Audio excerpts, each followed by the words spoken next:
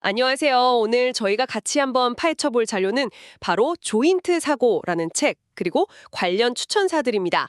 이 책 한때 절판됐다가 다시 나왔다고 하던데, 인기가 대단했나 봐요. 네, 맞아요.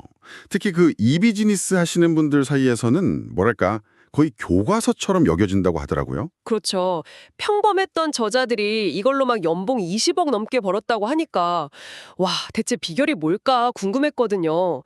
오늘 당신의 성공을 위한 핵심 습관, 그리고 생각법을 좀 제대로 파헤쳐보죠. 네, 좋습니다. 이 책이 흥미로운 게 뭐랄까 단순한 기술, 노하우 이걸 넘어서요. 성공을 필연적으로 만드는 그 마인드, 또 사고법 이걸 강조하더라고요. 아, 마인드셋? 그렇죠. 인터넷이라는 도구를 물론 잘 써야 하겠지만 그것만으로는 안 되고 기적을 만드는 사고방식 이걸 익혔기 때문에 성공했다 이렇게 말하거든요. 단순히 그냥 열심히만 하는 거 그거 말고 어떻게 생각하고 접근해야 하나 여기에 대한 통찰을 얻는 게 중요할 것 같습니다. 네. 책에서 딱 핵심으로 꼽는 게 조인트 사고잖아요. 이게 단순히 1 더하기 1은 2 이게 아니라 시너지를 내서 3 아니면 뭐 10 이렇게 만든다는 거죠. 맞습니다. 실제로 저자들이 이걸로 한 달에 30억 매출 뭐 이런 경험담도 나오고요. 와, 30억이요? 아니 근데 그게 그냥 같이 일한다고 다 되는 건 아닐 텐데요. 뭔가 조건이 있겠죠? 정확해요. 아주 중요한 전제 조건이 있습니다.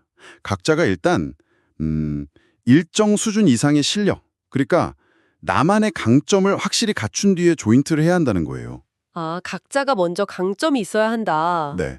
책에서도 막 경고해요. 어설프게 1점짜리끼리 만나면 뭐 시너지는커녕 0.5로 오히려 떨어진다고요. 0.5요? 아찔하네요. 그쵸. 예를 들어서 상품 개발 기가 막히게 잘하는 사람이랑 마케팅을 정말 탁월하게 하는 사람, 각자 자기 분야에서 10을 딱 만들고 나서 그렇게 만났을 때 그때 이제 폭발적인 성장이 가능하다는 거죠. 30억 매출처럼요. 아하. 각자 일단 10을 만들고 나서 그다음에 이제 시너지를 찾는 거군요. 네, 맞습니다. 기반을 다진 후에 전략적으로 결합하는 거죠. 그럼 그 10을 만들고 성공하려면 구체적으로 어떤 습관이나 마인드가 필요할까요? 추천서 보니까 몇 가지 있던데요. 특히 그 가치 있는 정보랑 노하우를 아낌없이 주라. 이게 좀 인상 깊었어요. 아니 근데 고객 문제 해결해주는 정보를 그냥 주면 당장 나한테 이득이 없질 않나? 이런 생각도 들거든요. 네, 그럴 수 있죠. 근데 그게 바로 핵심이에요. 단기적인 이익만 보면 망설여지는데 이걸 넘어서야 한다는 거죠. 이건 장기적인 신뢰를 쌓는 전략이거든요. 아, 신뢰. 네, 진짜 좋은 정보를 계속 주면 고객들이 이 사람은 진짜 전문가구나 이렇게 인식하게 되고 결국에는 알아서 찾아온다는 거예요. 먼저 주는 것이 결국 얻는 거군요. 그렇죠. 또 중요한 조언이 성공에 필요한 비용은 과감히 투자하라는 거였어요. 비용 투자요?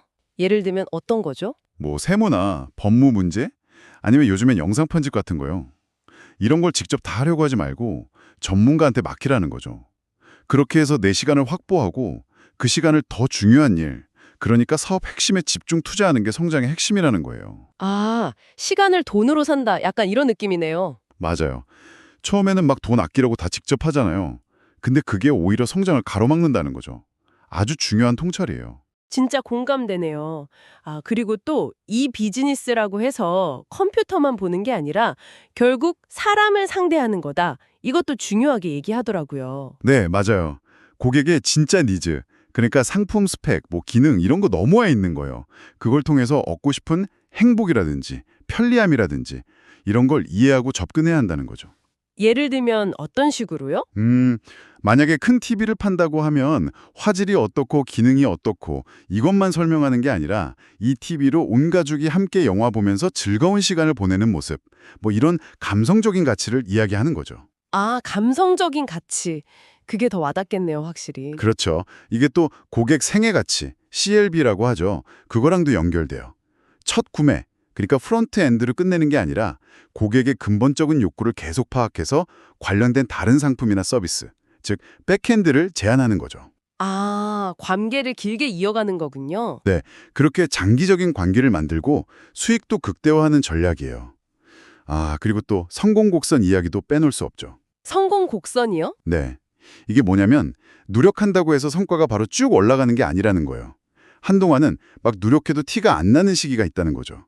정체기. 아, 그 힘든 시기. 그렇죠.